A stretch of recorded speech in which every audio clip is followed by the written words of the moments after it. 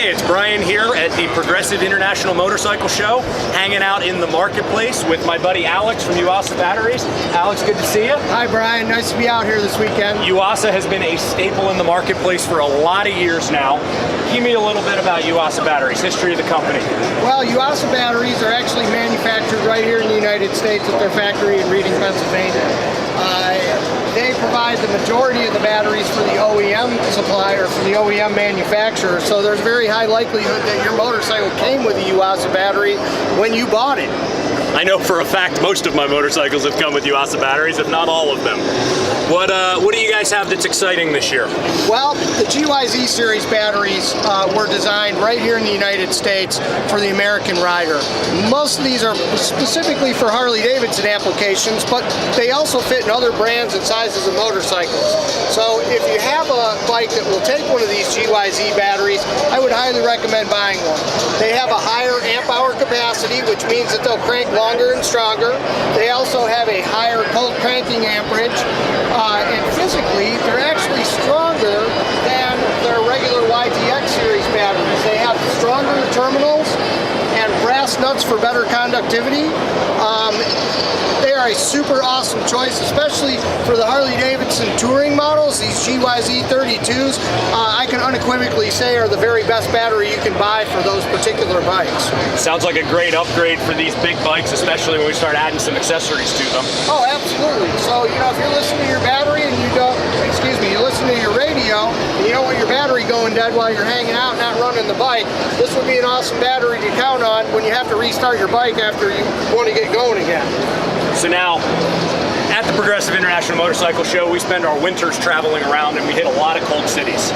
Talk to me about keeping a battery healthy in these extreme temperature swings that we see while these bikes are sitting in the garage all winter long. Well, you know, one of the very worst things you can do to any battery is to let it go completely dead. Chemically, what happens inside the battery is the plates that trade the ions that actually create the electricity, they will get covered with sulfation if you let the battery go dead.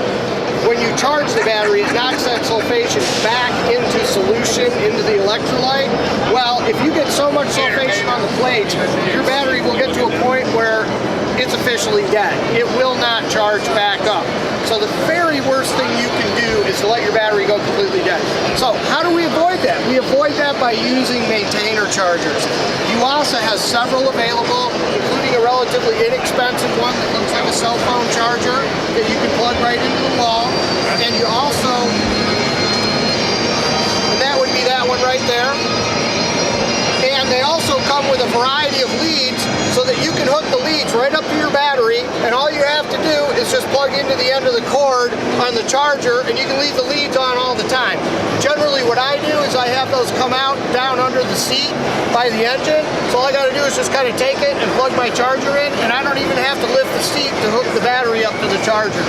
Now most of us motorcycle addicts have, we'll say, more than one in the garage, some with slightly more than that. Is there a way I can hook up all of my bikes to the same charger, or do I have to have a different unit for every one of the bikes? Well, if you have one of these individual chargers, you are going to need one of those for each battery.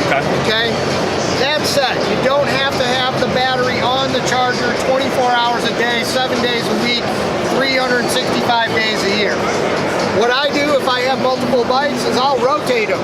So I'll have one on charge overnight for a day or two, and then I'll go to the next bike and have it on charge for a day or two, and then I'll go to the next bike and have it on charge for a day or two, and then I get back to the first one and have it for a day or two. They will last for a few days without being charged and being on the maintainer. So if you just do a rotating cycle, you can get back around to the other battery before it goes dead. Great. Lots of fantastic information on a product that really directly affects every single one of us in the riding community. Absolutely. So I want to thank you for joining us today here, doing some video, and thank you for coming out and being part of the marketplace here at the Progressive International Motorcycle Show.